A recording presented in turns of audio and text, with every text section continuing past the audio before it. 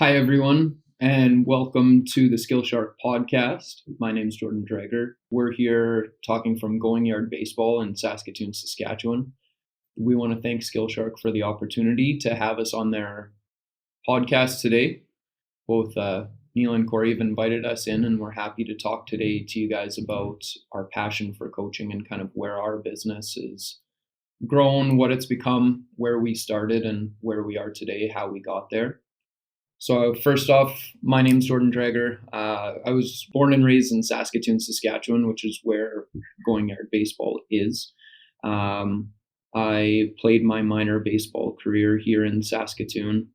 We're in the prairie provinces of Canada, so we get a lot of snow. We don't have a whole lot of time for the baseball season. Generally, June, July, and August is our primary season. But I did notice at a young age that I had quite the passion for the game of baseball. I really wanted to learn the details of it and understand it at a higher level. But I wasn't very gifted at it. I started playing at a young age, but I didn't really make a team that I wanted to until I was about 16 years old. So up until 15, I didn't physically develop the way that I needed to, but my passion for the game was still there. I worked as hard as I could until eventually making the team that I wanted to in 2006. After that, I moved on to play collegiate baseball in North Dakota for 2 years, and then further on into West Virginia for 2 years. That took me right through until 2013 in my collegiate career. After that, I wanted to move home and provide a similar opportunity to players coming behind me for younger players. I had such a great time playing collegiate baseball and making friends all over North America that I felt a passion to come home and offer a program, to players to help them do similar things. Matt had already started MK Baseball in Saskatoon. He'd already had a baseball camp going, and he and Dan Demchenko here in Saskatoon created Going Yard Baseball. They had already started, and I was able to join on. And I'll let Maddie tell you a little bit more about MK Baseball in the beginning of Going Yard. Hey guys, Matt Kosteniuk here.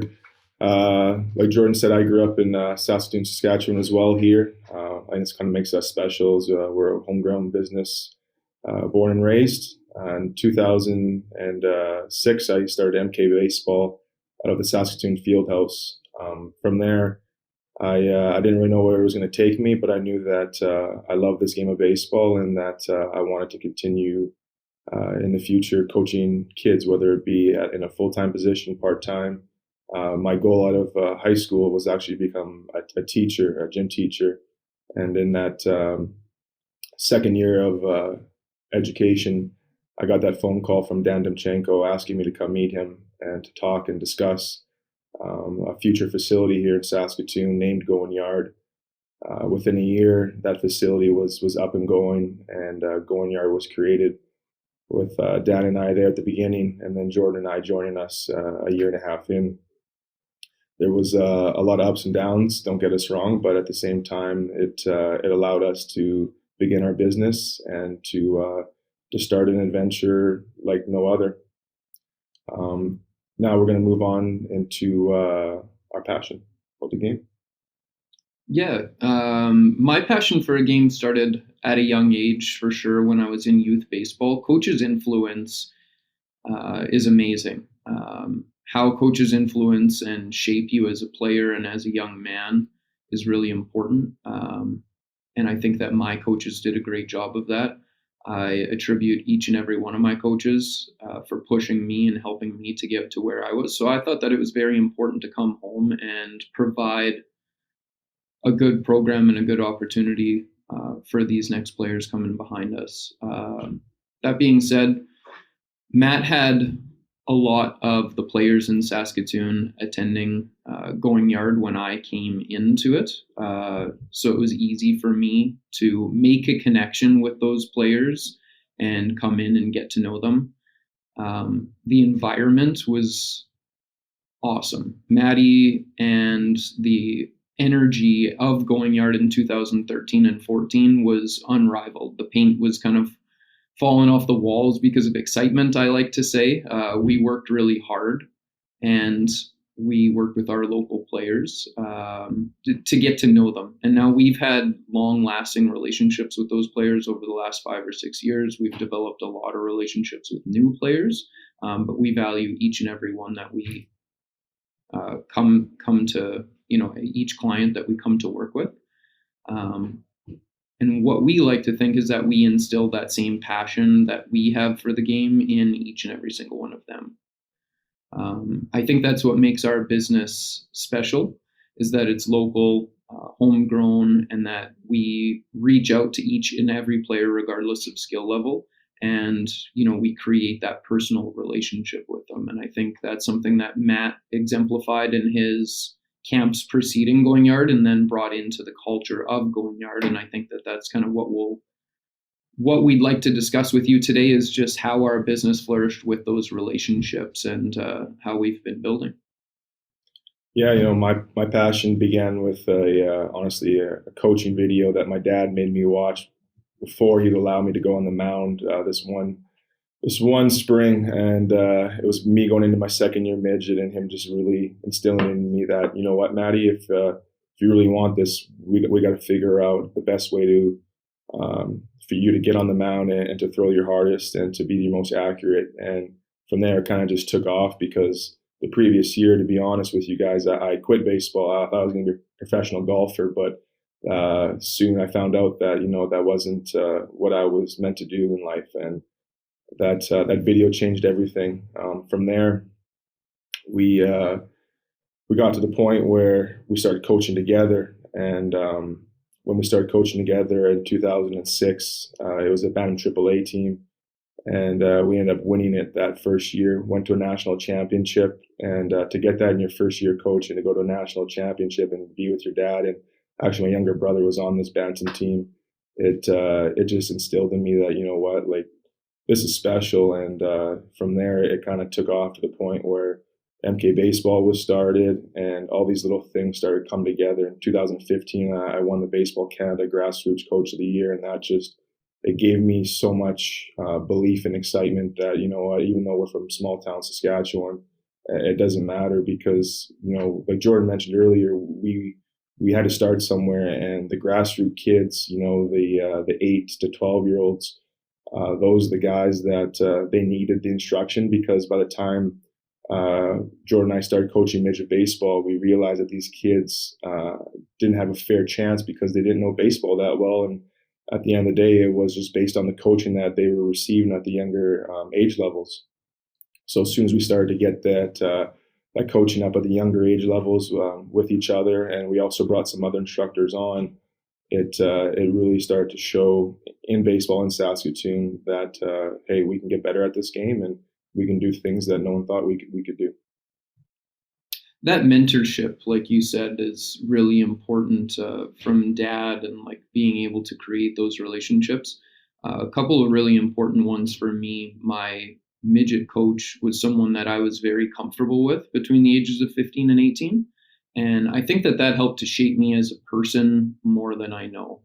He taught me competition. He taught me teamwork. It was very important for me to have that mentor in my life, as it was for Matt to have mentors before that. And as we realized that how important that is for ourselves and the history of what, who we are as people, I think it just makes it that much more important that we connect with each and every single one of our players now, because I think as coaches, we want to strive to have a lifelong relationship with each of these players, whether they make it in baseball or not. We're teaching these kids life skills and long-term goals, not short-term and short-sighted goals. So I think that that's important too. Getting 90 in the classroom is just as important as hitting 90 off the tee. That's right. Couldn't have put it better. Yeah, exactly. And I think that what we've done, I think that what's really helped our business is having those lifelong relationships with players that notice within themselves that they're maybe not hitting the metrics, in SkillShark that they are looking for, or hitting that 90 off of the tee, as Maddie kind of mentioned there. But we have players that have joined us at the age of 12 and are still with us, at the age of 18. And they realize that they may only be a rec player for the rest of their life, or they might play slow pitch. But I can honestly say that I would feel comfortable saying that both Matt and I have the same relationship with that player as we do with likely the most elite player in our program. And I think that's what makes us, special. And I think that is something that, if you're striving to get into coaching as a business, that you really want to ask yourself about your own personal attributes. Are you someone that can connect with everybody that's personable? Are you looking just to work with the top 5%, and be honest with yourself about who you're willing to work with, so that you don't put yourself as a coach into a position where you don't want to be working with maybe athletes that you're not comfortable with, because you won't get the same results as if you're doing it for passion and because you truly enjoy the individuals and the people that you're working with. Yeah, we're never going to get to the point. We would never get to the point in our business unless we had other instructors and other people that were willing to help us. And I think that's kind of makes our business special in that regard. Is all of our instructors are homegrown as well. We have anywhere from 12 to 15 other instructors that we can call on, and on any given time to help us out with our programs. And that connection they have with the kids, talking to them about what schools they go to and what teachers they have. And, I had that same teacher, I went to that same school. You automatically get that connection between player and coach. And I can comfortably say that pretty much all of our players know most of our instructors, because, again, we have to be flexible when you run 5 to 6 programs at one time. You have to be flexible with your instructors, and them being, allowed to take on some ownership. And it took maybe a little bit of time for us to get comfortable with that idea. But, along the way, if we're going to create a beast, we're going to need, more than just 2 or 3 or 4 guys. You're going to need a whole team worth of guys of, 15 to 20, like I said. So I think that's kind of at the very beginning. We didn't really realize that in our business. Our business was more based around, we can sell batting cage time. We can sell turf time. And once we realized that wasn't going to be the way to make us whole, and that we needed to create programs, we needed to have people ready to go as far as creating high performance teams, travel teams, etc. That's really where, we've seen our business grow tremendously. Yeah, my opportunities, I have to thank Maddie for.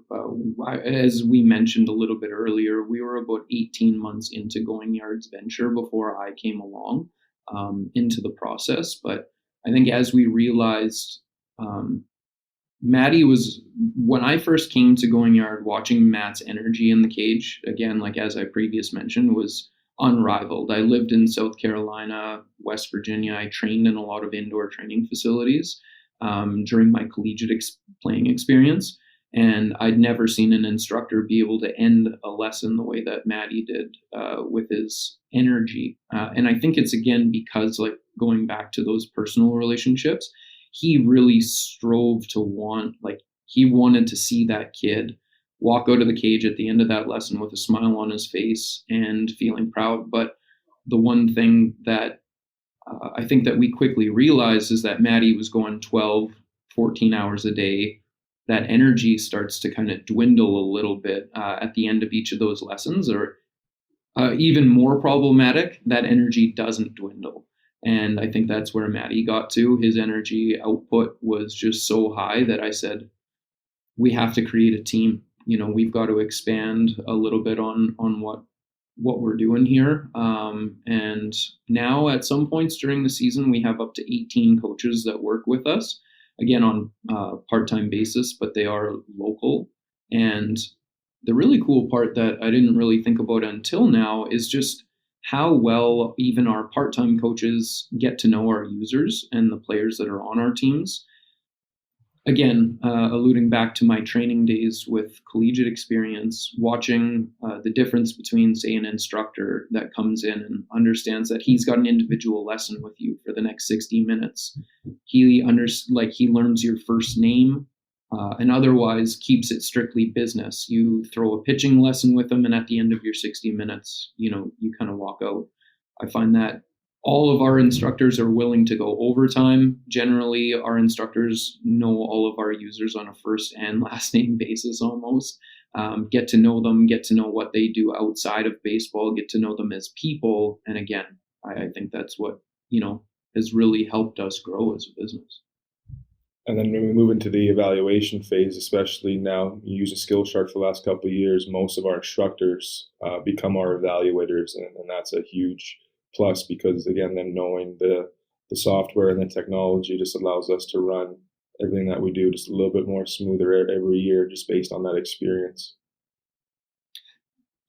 Exactly. And what SkillShark has done for us, again, alluding back to our AA players and some of our other players, it takes the personal and the data and it separates it for us.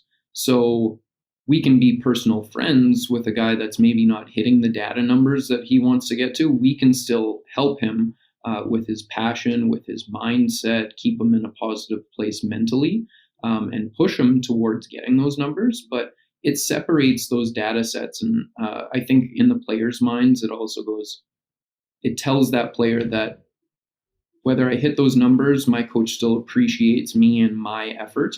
And I think using the software, using SkillShark, and separating, personal versus data has been influential as well. Yeah, we've never been the one to show favorites early on in our business. We made that decision early that we were going to be there for everybody, and it's paid off for us in the long run. And there's no doubt that that SkillShark has helped with that, keeping that culture the way we wanted to keep it. Because at the end of the day, we're here to support everybody, and that is helping us do that.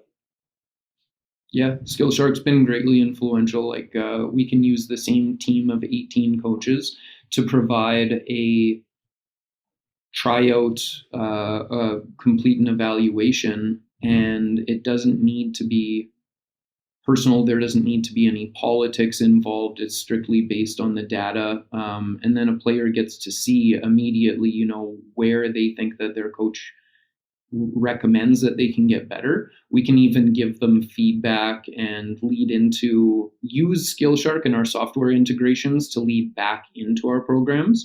So if you come and evaluate with us, it's really strengthened us in a sense that we can evaluate you as a player, give you some feedback, and then we can actually recommend a different program or a different discipline, and specify, individually where you need to spend your time to improve and make it to where you want to be. And I think that's important. Yeah, seeing those numbers, for the most part, back when we were playing, we'd only see those numbers once a year at the showcase event. We would get to see how hard we were throwing in our exit velos, and that'd be once a year. And you come back the next year and okay, yeah, I was hitting a little bit harder, throwing a little bit harder.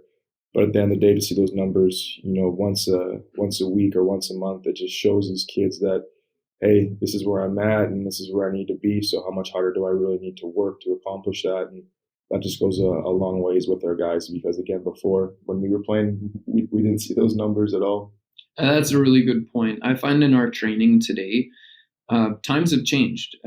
Things are, with COVID in 2020, and the world is changing day by day. I think one of the things as coaches that we need to recognize is that these guys are more interactive with their phones and with AI and with different software technologies now. And as coaches, we need to utilize different softwares and feel comfortable with apps and trying new things. And doing that has given our players the best opportunities. They're like you said, they're coming in and getting to see their numbers all the time. That's the way that kids learn today, I find. They want immediate feedback. And that's the way that our world is built. So if these guys are seeing their numbers daily, it becomes a little bit of a video game for them, like a real life one though, right? They're hitting 82 miles an hour and throwing 82 miles an hour. Well, next day when they come in there for their training, that immediate feedback through the softwares and on their phones and SkillShark's player development software, where we can give them feedback on their skills. It's that immediate feedback where they can they want to strive to do better. They want to hit 83 tomorrow, and they want to hit 8 set goals for themselves. And I think that that's important because, as Maddie said earlier, if you say only get to see your numbers once per year, that makes it tough to know whether your training is helping or if it's just physical development and age and size that's kind of helped you. So I think software integrations and really becoming comfortable with using those things is something that in the coaching world, is becoming more and more apparent and important. 100%. Moving into our, the ways we try to create income at the yard. Like I said earlier, it started off with the idea of selling cage time, the idea of selling mound time, etc. And it never got to the point that we thought it could be a lifelong venture. And once we started to create, the programs based on teams. So now we have what we call yard goat teams, the ages of 11U, 12U, 13U, 14U, and 15U. So every year we know we're going to have 5 travel teams ready to go. This year we also started a full-on high school baseball academy that has 40 guys attending from 3:30 to 6:30 Monday through Friday. As well, right now being the fall season, we also run a fall ball program that our other instructors help us run as coaches, and we currently have 12 teams running in that fall ball program. But at the end of the day, without those programs, there would be no going yard. There's just so much that needs to be done inside those programs to create the revenue that we need to, have our office space, have all of our storage units, all the little things that from the outside you don't really think about. All the programs that we have to monthly subscribe to, to keep up with, what we're trying to accomplish in this technology world. It all adds up. So, for us to be at the top of our game and to have all of these extra programs, software on the side, we need to run those programs to accomplish that. But at the same time, it also there's no one in Saskatoon that's left out. There's a program for everybody for the most part. And that's a big plus for us because our market, other than, maybe we don't see too many 30 to 60-year-olds coming in for a lesson. We want to try to hit everybody. So in that regard, I think we've done well. COVID's obviously been a different time in a different place, but we've held our own. We created some remote training programs earlier on, and now we've just adapted to the restrictions that we have based on space and people. Yeah, going back to the team atmosphere, one of the sayings that Maddie's adopted and I've adopted since joining Going Yard Training Center has been like-minded people in a like-minded space. What I find is that a lot of players are looking for individual attention, or at least that's what they think they want.